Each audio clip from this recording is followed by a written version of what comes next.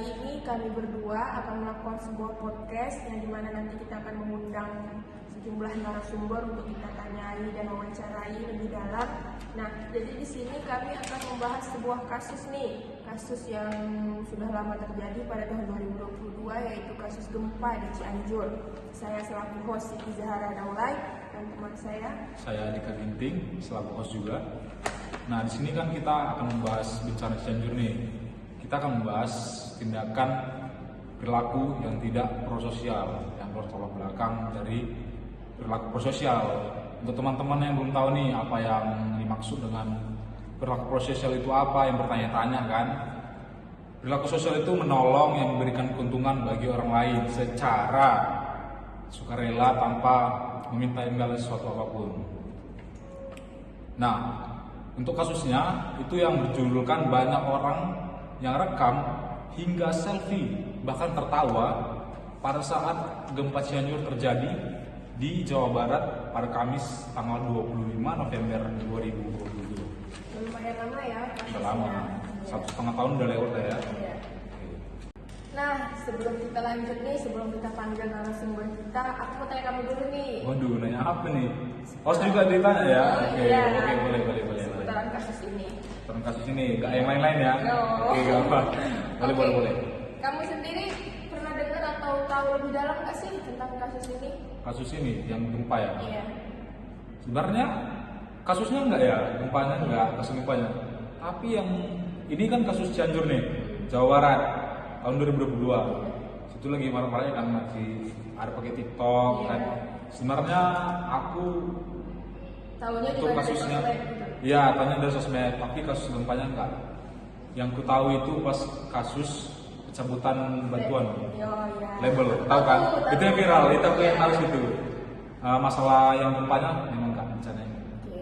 Dari situ memang tahu, terus ngulik-ngulik lagi di TikTok sebenarnya kenapa dicabut label itu. Dari situ tahu bencana itu memang ada.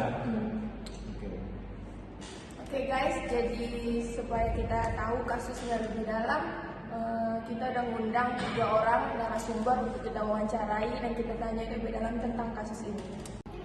Baik, sebelum kita lanjut untuk manggil narasumber, untuk kita kulik-kulik lebih dalam, kita tampilin dulu nggak sih video sedikit cuplikan nih biar penonton pada tahu Biar tahu kasusnya itu gimana, kasusnya itu apa. Tindakan tidak prososial dari gempa Cianjur ini. Check it out. Kenapa Umi? Biasa dia mah.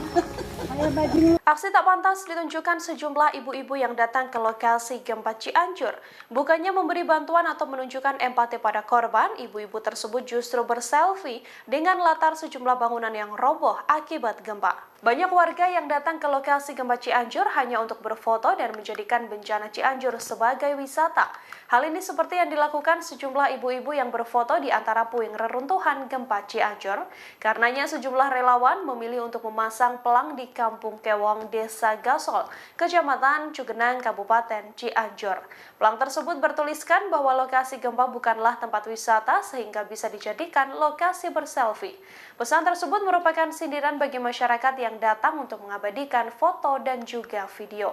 Seorang relawan bernama Eka menuturkan bahwa sedianya warga tak mempermasalahkan kedatangan sejumlah orang. Hanya saja kebanyakan dari mereka justru tidak membantu korban gempa dan malah mengabadikan video. Eka mengaku pesan tersebut sengaja dibuat untuk mengingatkan bahwa aktivitas wisata bencana tidak elok dilakukan di tengah situasi duka. Terlihat seperti yang kalian lihat di kamera bahwa ada tanda ini bukan wisata bencana, di mana tanda ini merupakan sindiran terhadap warga yang sering melintas dan berfotoria, seperti itu yang disampaikan oleh warga pengungsian. Dan saat ini saya sudah bersama salah satu relawan yang memasang plat ini ya, Tribuners. Ayo, selamat sore Mas Eka. Sore, gimana Mas? Gimana nih untuk pemasangan tanda ini bukan wisata bencana? Awalnya gimana, bisa diceritain nggak? Jadi sebenarnya tim kita yang pasang tulisan seperti ini karena banyak dari kita nggak tahu ya orang yang mau betul-betul berdonasi atau sekedar ingin mencari tambah follower atau apa, kita nggak paham bentuknya mereka, tujuannya mereka seperti apa. Tapi kita berusaha untuk husnudon, berusaha untuk berpikiran positif, berpikiran baik. Tapi nyatanya yang di lapangan ya banyak sekali lah teman-teman dari warga, dari teman-teman relawan juga menyaksikan seperti apa. Makanya objek ini kita pasang mengingatkan bahwa ketika saudara-saudara kita terkena bencana, berasa kurang elok kalau sekedar untuk memposting, untuk memvideokan, apalagi banyak beredar di media sosial mohon maaf jenazah yang tanpa blur, tanpa sensor mereka posting. Coba kita mempunyai rasa sedikit empati di hati kita sebagai manusia, bagaimana dampak dari apa yang kita posting untuk keluarga korban. Pemirsa, tulisan "Ini bukan wisata bencana" terpasang di pinggir jalan, tepatnya di Desa Gasol, Cianjur, Jawa Barat. Warga Desa Gasol ini memasang tulisan itu untuk mengungkapkan kekesalannya kepada pelintas yang kerap mengabadikan momen bencana untuk kebutuhan media sosial. Lokasi terdampak gempa magnitudo 5,6 yang terjadi di Cianjur, Jawa Barat ini ramai didatangi pelintas yang datang untuk merekam kerusakan bangunan dan kondisi pengungsian di sana. Bahkan aksi nirempati seperti bersuah foto ini kerap terlihat. Hal ini pun membuat relawan di Desa Gasol terganggu. Terlebih aksi merekam lokasi gempa dilakukan secara ramai-ramai. Aksi ini pun kerap menghambat proses distribusi bantuan, di mana jalan kadang tersendat imbas kerumunan pelintas. Akibat dibuat resah dengan pelintas yang bersuah foto di lokasi terdampak bencana, kini relawan memasang tiang bambu bertuliskan "Ini bukan wisata bencana" di pinggir jalan Desa Gasol, Cianjur, Jawa Barat.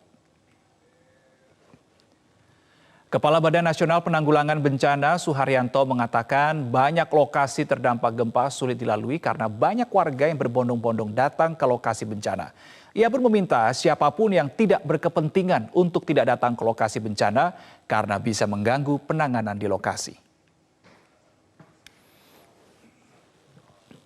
Oke teman-teman, tanpa nunggu lama-lama langsung aja kita panggilkan narasumber kita ya. Tapi sebelum memanggil narasumbernya ya, katanya mereka ini dari mahasiswa UNPRI, Fakultas Psikologi pula itu. Terima ya. Keren. Mari kita sambut narasumber kita. Bertepuk tangan dia. Halo. Halo. Selamat bisa. Halo. Ya, terima kasih ya sudah sampai. Apa sih?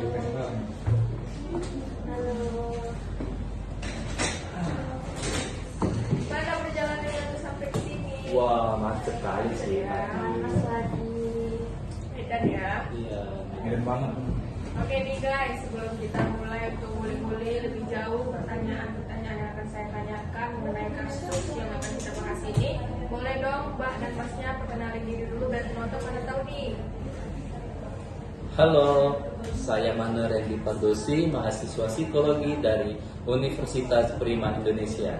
Halo, saya Patrice Priscilla Damani, saya mahasiswa psikologi dari Universitas Prima Indonesia. Halo, saya Nathan Giti, mahasiswa psikologi dari Universitas Prima Indonesia. The best choice. Best itu apa? Slogan Unpri ya? Keren. Selain slogan UNPRI, mereka udah akreditasi UNPRI itu. Oh, pastinya dong. Jadi mantap dong. Saya dengar tadi Masnya Ginting ya? Iya, benar. Ginting? Iya.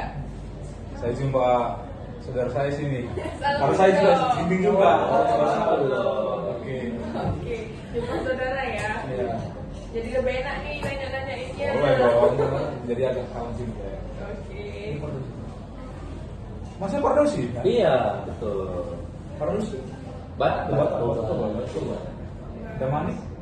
Kalau Damani ke Batak Simalungun. Terus mau berarti Batak ada 4 nggak? Iya. 4 ya? Batak Mandailing, Batak Karo. Ada 4 Batak. Oke. Kita adalah persatuan Batak. Baik.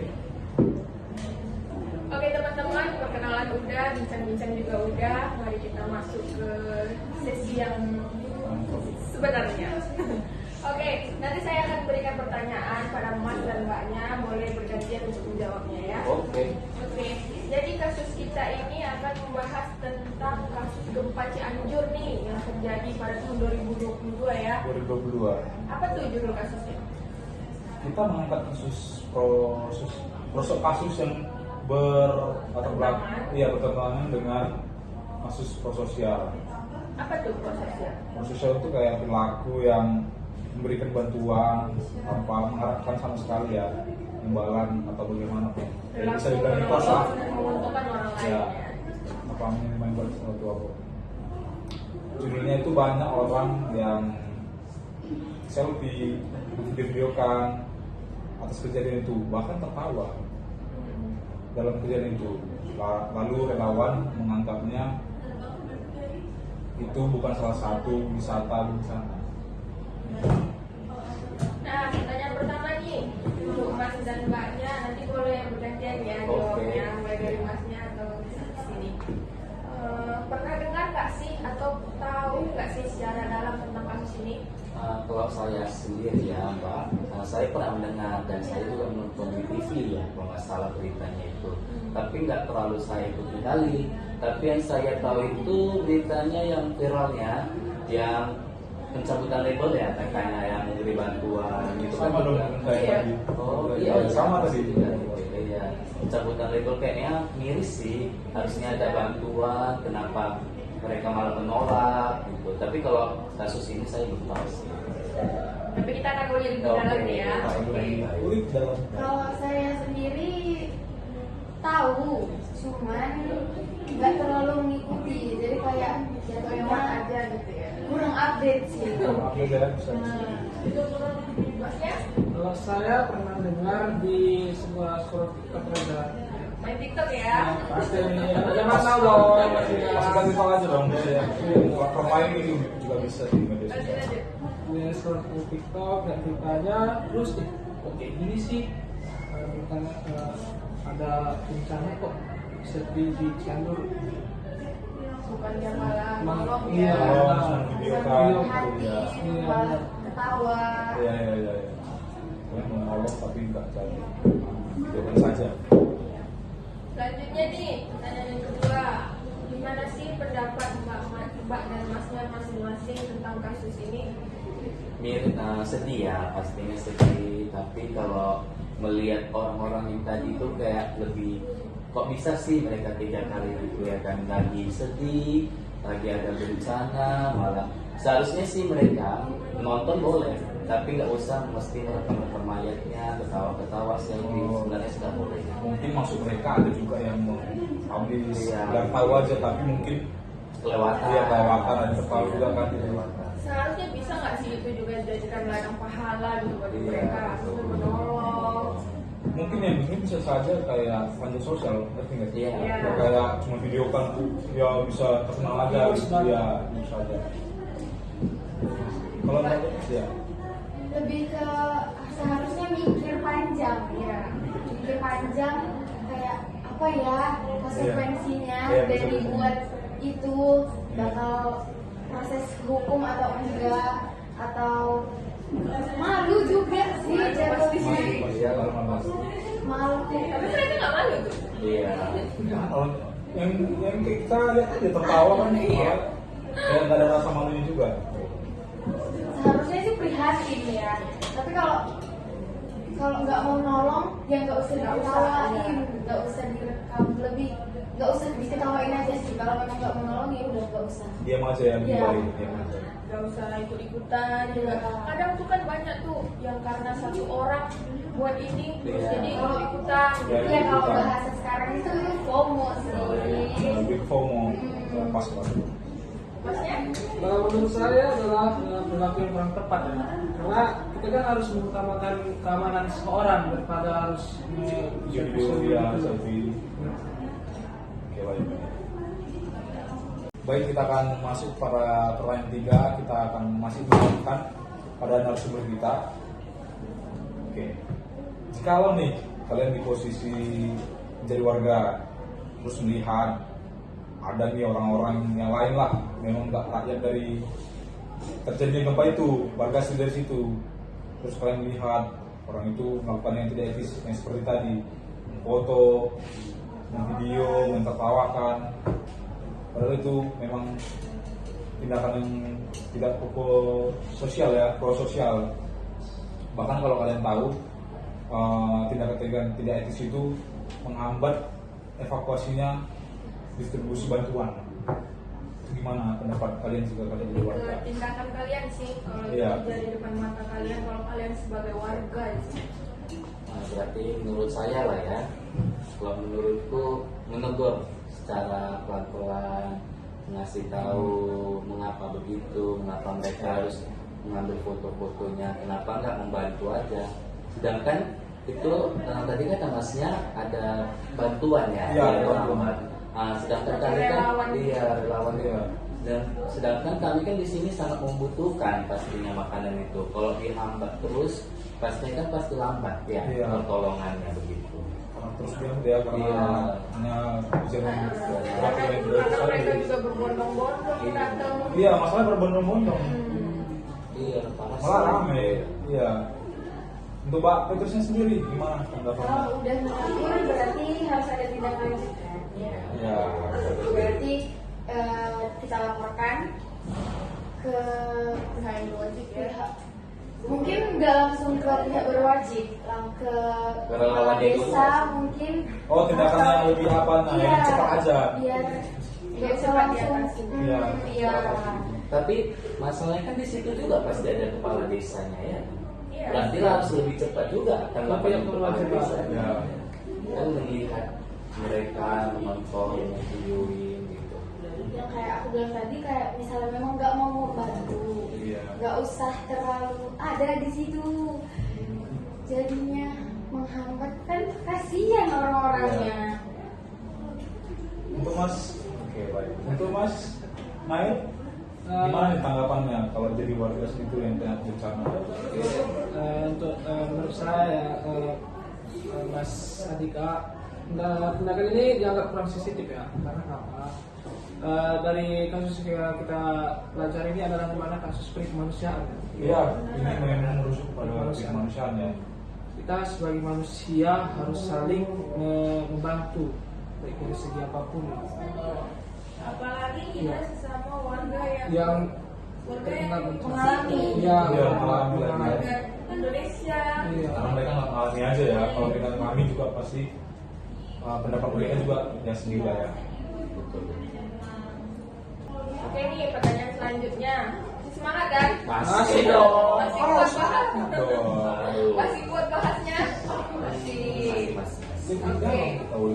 Pertanyaan selanjutnya yaitu kebetulan nih kan Mas dan Mbaknya ini kan mahasiswa psikologi ya. Saya mau nanya nih. Kita mau lebih ke ranah psikologi lagi sih. Iya. Kalau dari sudut pandang psikologi sendiri, gimana sih menanggapi kasus ini? Dari mana dulu nih? Dari Mbak Petra atau dari saya? Dari Mas aja sih. Saya? Iya. Oke, dari sudut psikologi itu yang pertama itu ada kesadaran akan konsekuensi ya.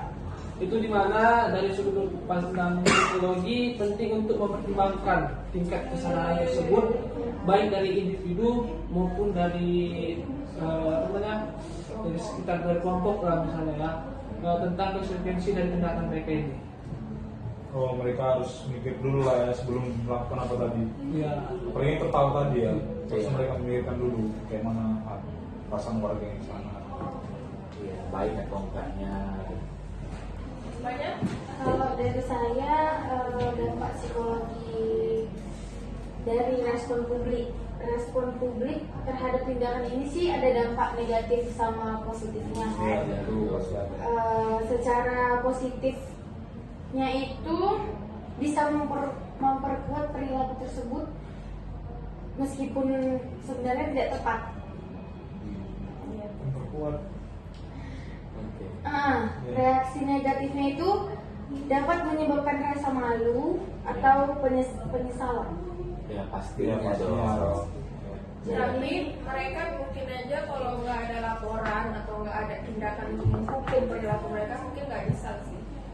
Itu tadi. Iya, makanya harus dilaporkan. Biasanya bukan. Tapi penyesalan terjadi kalau ada hukuman nih dari perilaku mereka. Biasanya hukuman itu biasanya netizen sih. Ya, serang netizen ya. Biasanya dari tangan netizen. Mental. Iya. Betul. Meskipun kalau pelakunya memang tersinggung ya. Kalau enggak Kalau apa tidak lagi. merasa ya. Oke. Mudah-mudahan merasa. Ya, semoga aja sih mereka nggak membuat lagi ketika ada bencana berikutnya. Mereka Oh, sadar. nggak ada bencana sih. Iya, alhamdulillah. Bencana berikutnya. Oh, kalau kayak di sana itu baik juga. Oke, pertanyaan selanjutnya ya untuk narasumber kami. Oke.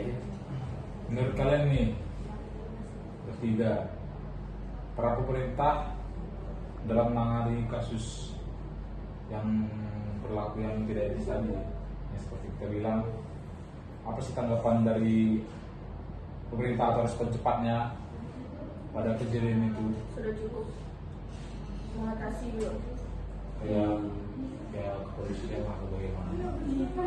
Dengan mengambil peran cepat dan tegas dalam menangani kasus selfie gempa yang ada di Cianjur, pemerintah dapat membantu memastikan bahwa situasi darurat ditangani dengan cepat, mendapat perlindungan serta bantuan untuk masyarakat dengan segera dan bisa membantu warga tersebut. Itu sih. Iya, iya sih. Oke, terima kasih untuk Mas Ruel. Oke, sama-sama. Ada tambahan nggak sih dari Mbak Petris atau dari Mas Nail sendiri? Ya dari Nail kayaknya. Enggak dari Anda dulu atau dari saya? Mana jadi? Ada bimbang ya. Boleh dari saya pun boleh. Salah satu peran pemerintah dalam menanggapi kasus selfie gempa ini itu salah satunya pengawasan monitoring. Pengawasan monitoring itu pemerintah dapat meningkatkan pengawasan terhadap aktivitas media sosial selama dan sesudah kejadian tersebut untuk memantau penyebaran informasi yang akurat dan mencegah penyebaran informasi palsunya. Mungkin maksudnya dari sosial medianya sendiri. Iya, saya dengar tadi ada bilang Iya, sosial dari media sosial kan. medianya Dan sendiri. mereka tuh upload ya di sosial Iya, media tapi- masing-masing untuk Iya yang dong, followers pastinya, gitu. betul. mungkin bagaimana sih peran pemerintah supaya itu nggak tersebar dulu lebih luas lagi dari platform TikTok, Facebook, Twitter, apalagi kalau Twitter kan kalau apa trending itu bisa masuk viral, apalagi kalau netizen kalau udah ada Komen kasus tuh kayak ya. gitu, komen Oh, udah panas panas. banget loh. Iya.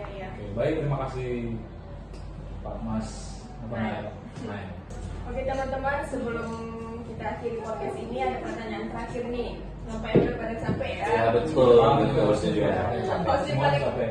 Semua Masih capek. paling capek. Iya. Oke, apa nih harapan teman-teman ke depannya untuk supaya tidak terjadi lagi nih kejadian seperti itu? Mungkin dari saya ya, lebih ke arah perubahan perilaku di arah media sosial. Karena kenapa? Mengubah perilaku menggunakan media sosial selama bencana diharapkan masyarakat tidak lagi mengambil selfie gempa tersebut, karena menyebabkan konten yang tidak pantas atau mengganggu proses penanganan darurat. Sebaliknya diharapkan mereka menggunakan platform tersebut untuk menyebarkan informasi yang akurat dan membantu koordinasi bantuan seperti Soalnya itu. sosial media ini kan bisa diakses ya dari semua kalangan. Seharusnya mereka juga menampilkan tuh yang baik-baik dari anak-anak, Iya. remaja, dewasa. Takutnya karena kan itu yang buat tuh ibu-ibu ya. Ada Takutnya yang dicontoh, takutnya dicontoh sama anak-anak, sama yang di bawahnya. Iya. Bisa saja kalau kita katakan media sosial ya, foto-foto kan, mungkin bisa saja foto-foto. Boleh aja. Boleh. Sekedar informasi, Informasi. untuk informasi.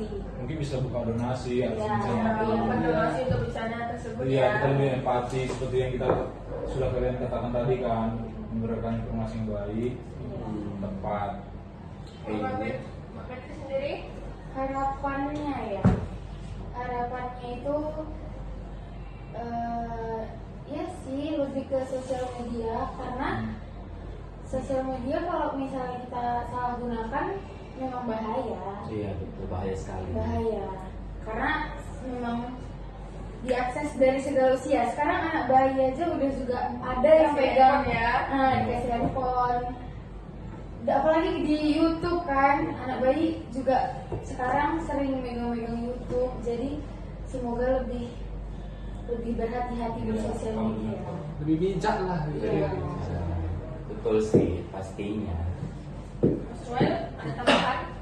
Untuk pesan atau Harapan nih Harapan. ke depannya. Harapannya ya kalau misalnya tadi yang merekam ibu-ibu, berarti anak muda tidak boleh lagi mencontohnya. Nah, berarti lebih mungkin bukan hanya ibu saja Iya. ya, yang lain. betul, berarti kita harus lebih betul-betul lah memperhatikan mana yang baik, mana yang buruk untuk kita tampilkan. Meningkatkan empati, rasa kepedulian, ya, kemanusiaan. betul.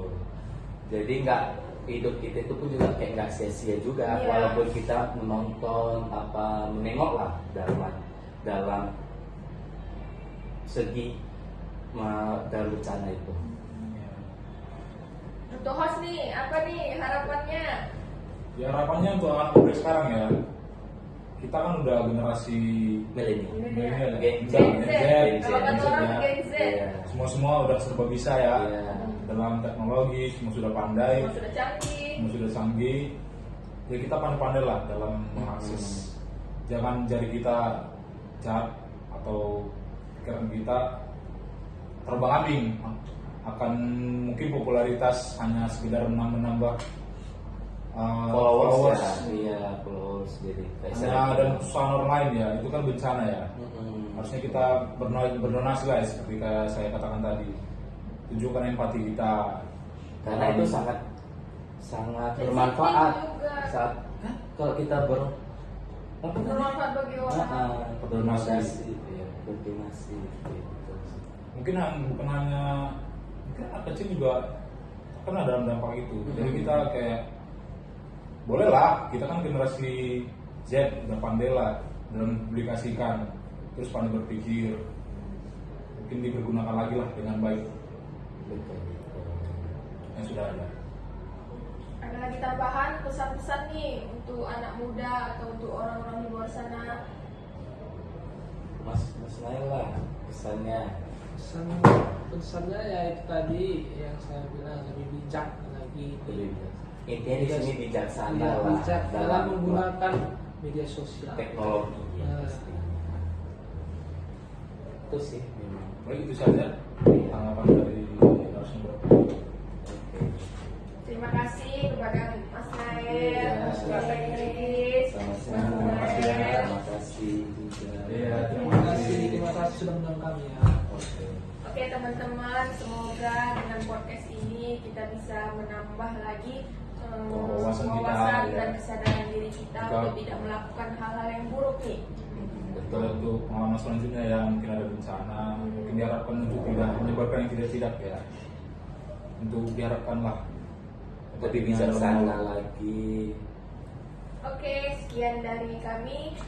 Bye-bye. Bye. Sadarkah